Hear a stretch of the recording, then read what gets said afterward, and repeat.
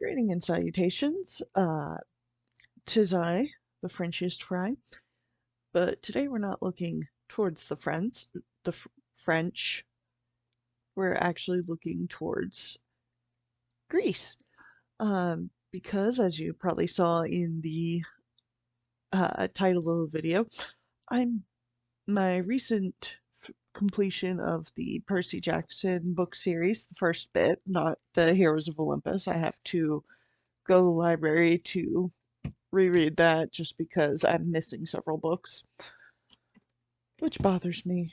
I like having complete collections. But it's got me thinking about the way Rick Riordan interpreted the various Greek deities.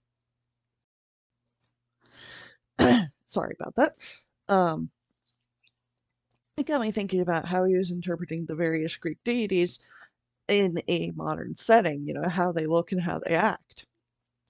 And admittedly, what stereotypes he applied to them, because there are a lot.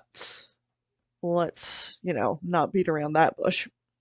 And honestly, that's fine, Well, stereotypes, not so much. Tropes, fine. Stereotypes, no. Okay. Sorry. I had to... sometimes you say things that you have to stop and think about. Anyway. But, we just had to give things a little think. Anyway. So, of course, this got me thinking about how I personally would interpret these, mythological figures. Just for funsies. I don't think I could do any better or worse than Rick Riordan did, because his suit his series, which is what it's about, That's uh, his deities worked for his series. Now, if I were to do my own Greek mythological series, how would I interpret them? So, uh, while I could sit here and list off the most important, probably like 15 Greek deities, the main 12 of the pantheon, and then 3 or 4 others that come up a lot. But I also don't want to sit here and be like, Herm, I can't remember. So I figured I'd pull out the the middle school equivalent of the Greek mythology gateway drug. D'Aulaire's Book of Greek Myths. I feel like it's probably in pretty much any and all libraries. Anyone who's been into Greek mythology has probably read this. And I can't fault that. So, I'm probably going to just reference this first bit. It has like the little Greek mythology, way oversimplified, uh, family tree. So, looking at, like I said, I'm just going to be looking at the main 12 of the pantheon. And obviously, we have to start with Zeus, the big daddy. And of course, king of the gods, mostly associated with lightning. Roman equivalent, his name is Jupiter. So obviously he's associated with the planet Jupiter and, all the different aspects that go into Jupiter, which I won't talk about right now.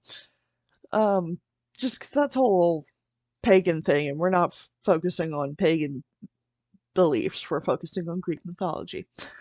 And how I would imagine Zeus in a modern setting. Of course, I'm looking at modern as in, the 2020s, as opposed to the early millennium, as Rick Riordan was. Because his books were published like 2005. So, big time difference. That's, 20 years. Ugh, that's 20 years. Anyway, anywho, so Zeus, I think the interpretation of him as a businessman is pretty accurate. Uh, sorry, saw Loki.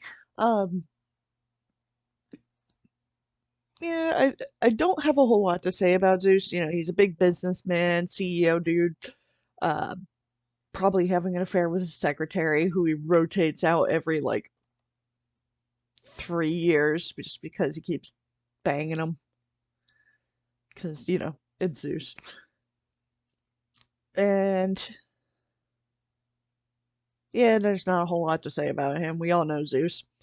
Hera actually has more of my interest, weirdly enough, which honestly, I feel like Hera gets a lot of flack just because, she's a total dick to Zeus's children that he had out of wedlock. And I won't shy around that. She's a jerk. Hera is a jerk. But there's something about Hera that also catches my interest in a more sympathetic way than like, Zeus does. Well, because Zeus is a cheating dickhead. Like, come on. Uh but I don't know, for a modern Hera, for some reason, I imagined her and Zeus being, that couple, it, that the popular girl and the quarterback kind of couple, where they're all into each other and those two are the end all be all of love and all that in high school.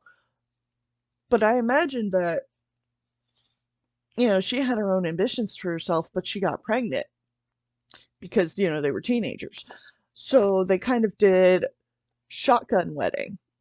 And the he ended up going off to be a successful CEO and all that. But Hera just kind of got stuck as stay-at-home mom, and she just kind of made that her whole life because she loved her children, which, despite Zeus, she loved her children. One like a nubbin. Um, which, father or not, the kids, you got to do it for the kids. If you have the mental, emotional capacity to parent. Which I believe Hera would. I think she just, whether or not you're pro-choice, I think that's just kind of a choice that she personally wouldn't make, just because, she's the goddess of childbirth and matrimony and,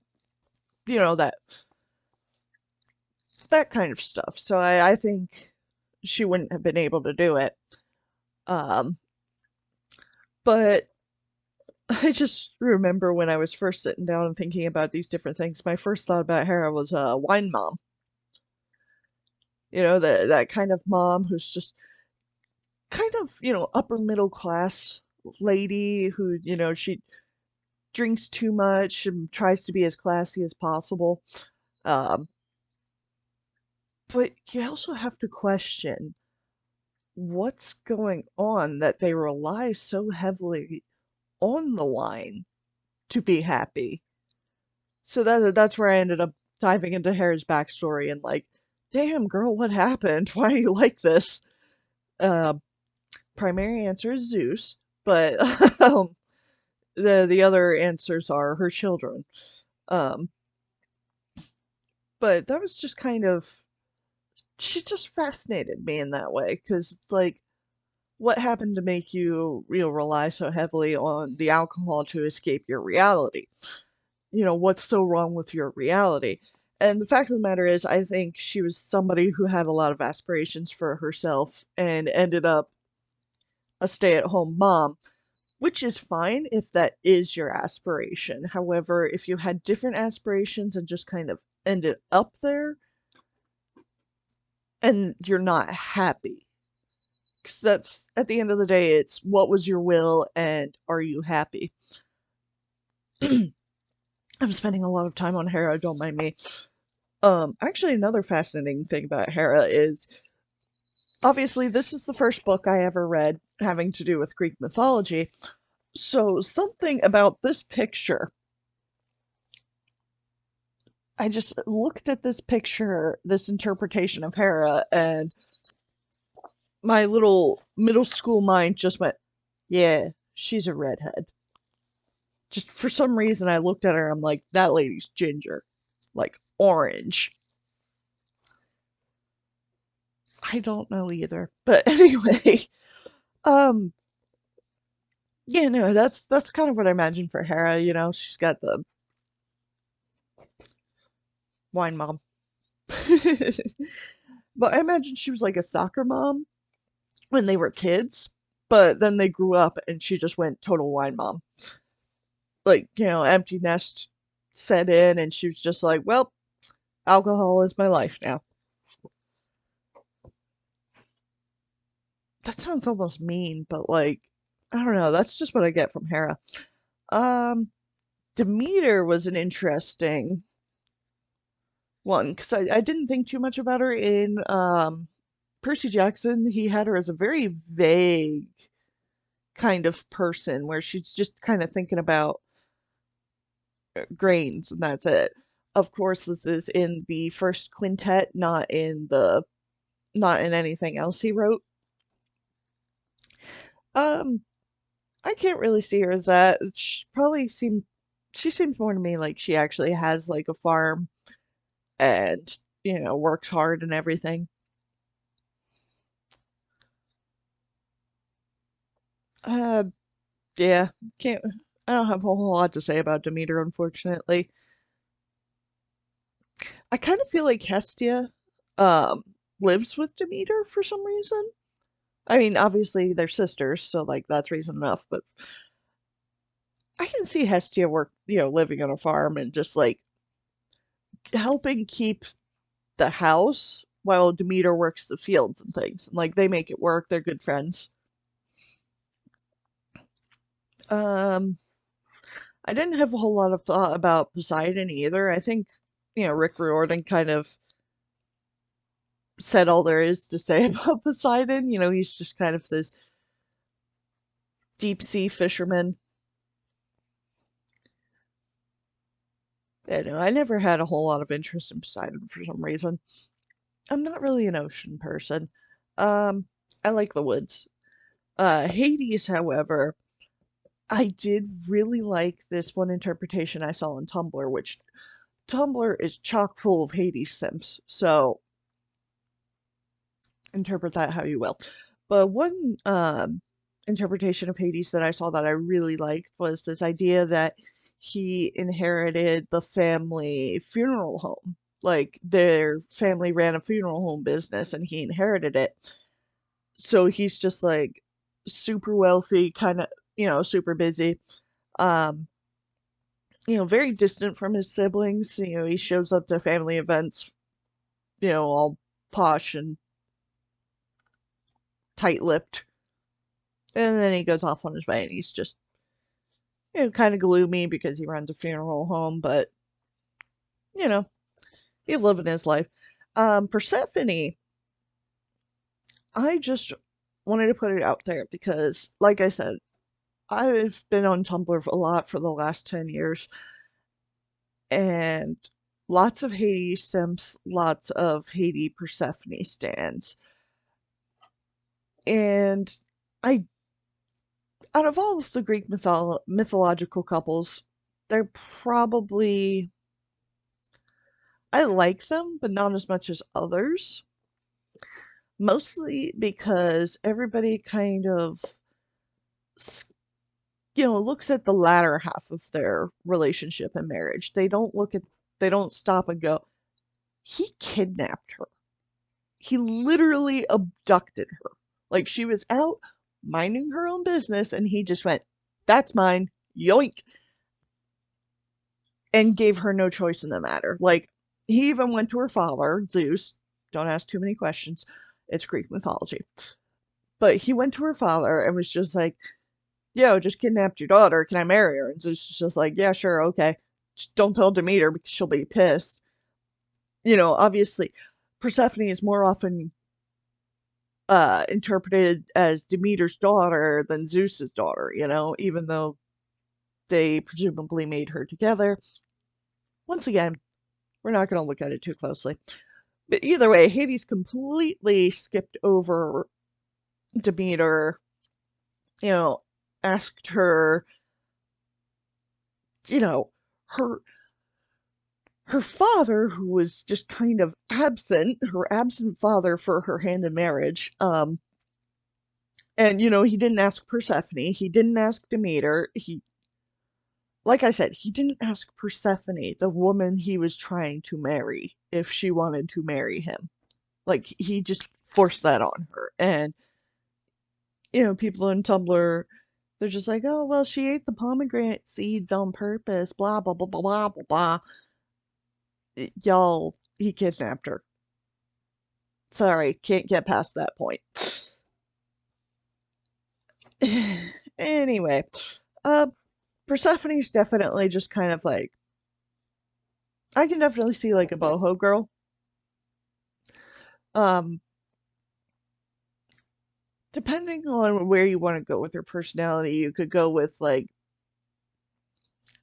boho, basic Coachella girl, or you could just go like hippy dippy normal person. Um, I think I would go more of a middle ground with Persephone. I don't think she's dumb. I think she just kind of gets kind of pushed to the side because she's the goddess of flowers or spring, depending on what you want to say. Um, I like to say she's the goddess of spring. I know that's not necessarily true though. But yeah, Hermes. Again, I haven't thought about Hermes that much because Riordan kind of hit it on the head. He's a messenger. He just kind of runs around a lot and is arguably overworked. I think that's pretty true. Um, and having him associated with different delivery and mail facilities, like the USPS or Amazon or whatever, um, UPS, FedEx, shipping labels and stuff. Um, Hephaestus is definitely shop guy, classic mechanic. Not a whole lot to say about him other than his life sucks. So you'd be like, real salty mechanic guy. He just, like, he's had this garage for years and he's just given up on the kindness of people, but he's still going to be nice, give you a good deal, but he's not necessarily going to be pleasant to talk to because he's mostly just going to talk about his bitch of a wife. Yeah, that seems about right. Um, Now, Ares, I actually have thought of because in the Percy Jackson series, Riordan has him interpreted more like a biker. Now, which I thought was interesting because obviously there's this whole stereotype around bikers that they are aggressive and mean. However, if you've actually read, stories about bikers and stuff, they tend to be very kind. There's a lot of stories about bikers, doing the picket fence for more vulnerable groups or escorting children to trials where they might feel unsafe, and staying with them and making them feel good. So I thought that was kind of a weird move to put Ares in that kind of category because cannot interpret Ares ever helping children in such a way. He's the god of war. He has always been interpreted as an aggressive, bratty person. So, what I thought of was actually from my own experience in high school, not just in high school, but in life afterwards, the J-Rots kids. The wannabe soldiers, the ones that are in the junior army gangs, like they're planning to sign up right away. Like those kids who are like, you're talking to a future US military soldier, rah. It's just like, whoo, why do you want to go in the army so bad? Because, I mean, obviously there's people that go into the army to defend the country, and there are some who go in the army because they want to get the scholarships or the salaries and, stuff like that, or, they're really deep in debt, they don't have any choice. And then there's the aggressive kids who really just want to go into the military because they want to fight, they want to feel strong, they want to bully others. Aries. He's the J-Rotzi kid. He's that future military soldier, rah! Like, he he went into the military and it became his entire personality. That's the kind of thing I see for Aries. Uh, um, Athena seems more like she's also a goddess of war, but she's also attributed with crafts and wisdom. And at that, I think she would be more of a debate team captain kind of thing. Um, like if we were going towards a high school angle, I think she would definitely be in like way too many clubs and still somehow getting perfect grades. And it's just like, do you sleep? Do you? 'Cause, she's also taking college prep courses, and it's like, how? How do you live your life? As an adult, um,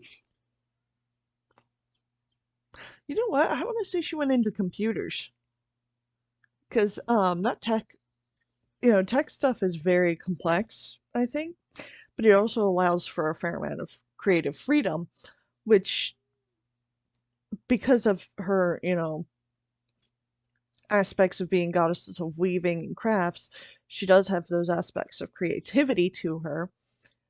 So I do think that, programming, processing, even working on the hardware of a computer, I think that's very Athena. I think she would be some kind of tech guru. Apollo is one I thought about before this video, and hipster boy, because I don't really see him so much as associated with the sun because, there's the god Helios, uh, and there are also different gods for medicine.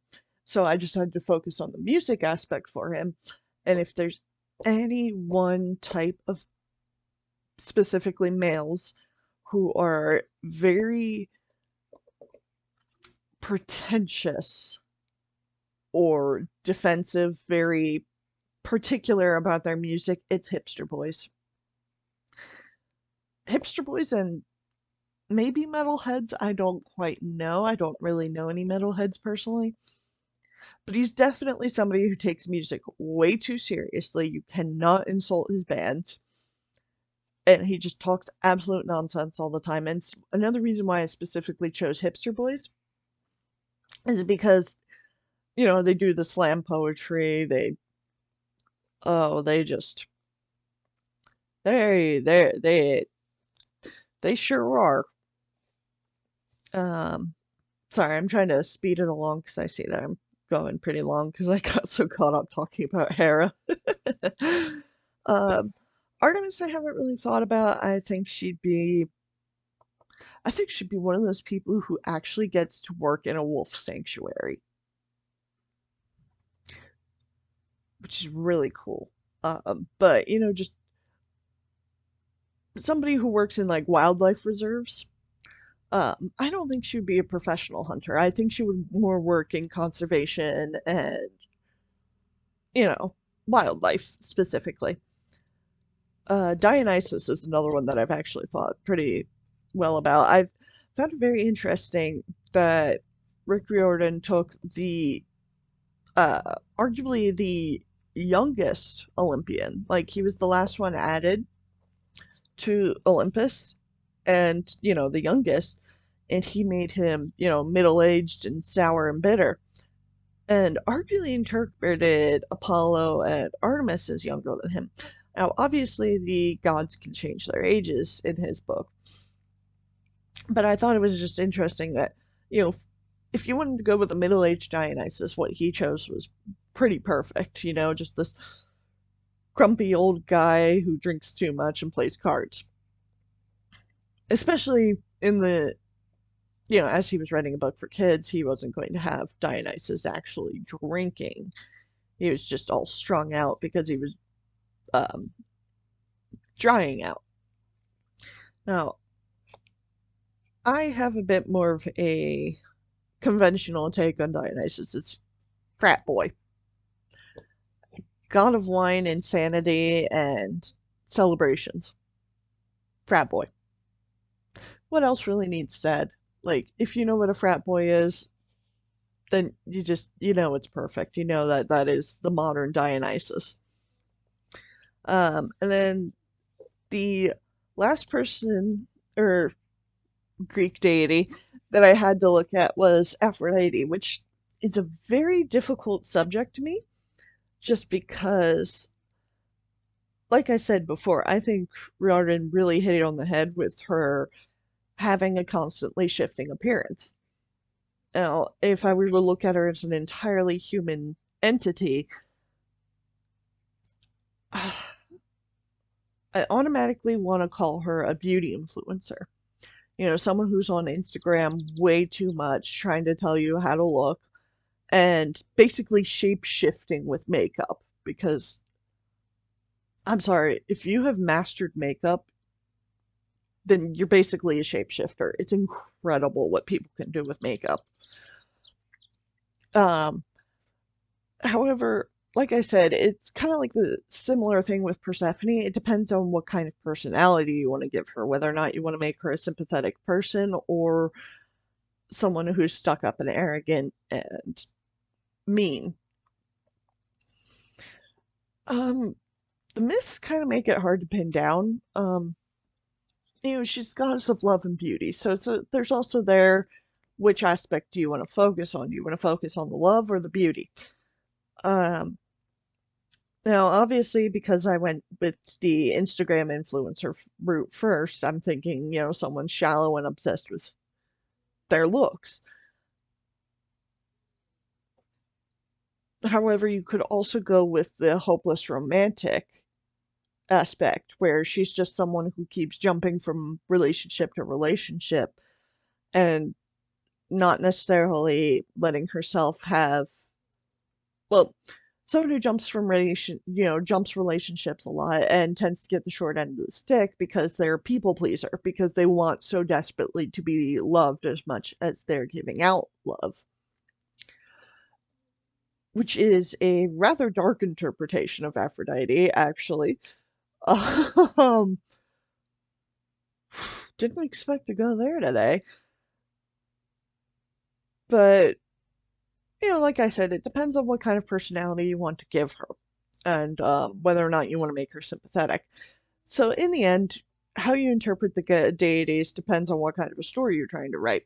Obviously, Riordan was trying to write a children's story, so he's trying to stick to fairly light themes and, make them all silly and goofy. Um, I personally would probably go a bit more of a serious route, but not irredeemably serious, I think. I can't write a purely dark. Well, I guess I kind of skipped over the fact that I do like storytelling. I do have my own private ambitions. And actually, Greek mythology is one of those things that really got the creative gears going for me as far as story writing goes. But yeah, like I said, it all depends on what kind of a story you're trying to write.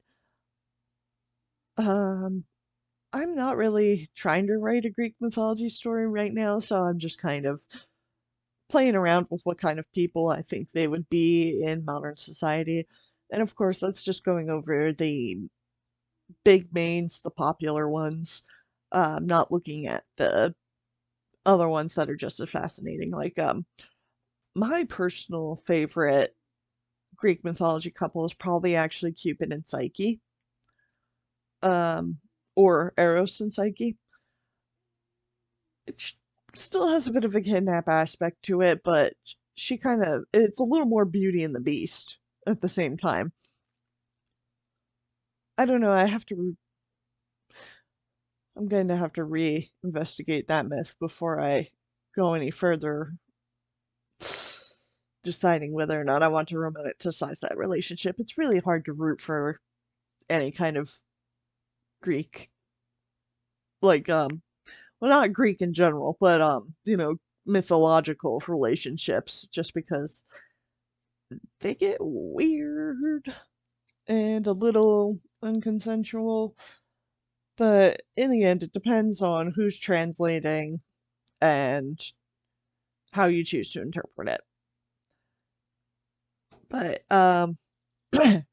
obviously, I have hit the 30-minute mark, so I'm gonna wrap this up here and call it a day. I hope you enjoyed my interpretations. If you have any, um, if you ever thought about it yourself, how you would interpret Greek mythological figures in modern times, um, leave a comment. Let me know. I love reading comments. I don't get many, but I do love them. Uh, anyway, even just give it a think. If you don't want to say anything, that's fine. I appreciate shyness. I understand completely. Just, think about it because it's fun to think about. And if you're not really into Greek mythology, if you're into any kind of mythology, think about the mythological figures that you do know and love. Um, if you're not into any kind of mythology, then I hope you just enjoyed yourself. Enjoyed the video. Either way, I hope y'all have a good evening. Uh, or in a day, night, whenever you're watching. Okay, I'm going to stop talking now. Bye.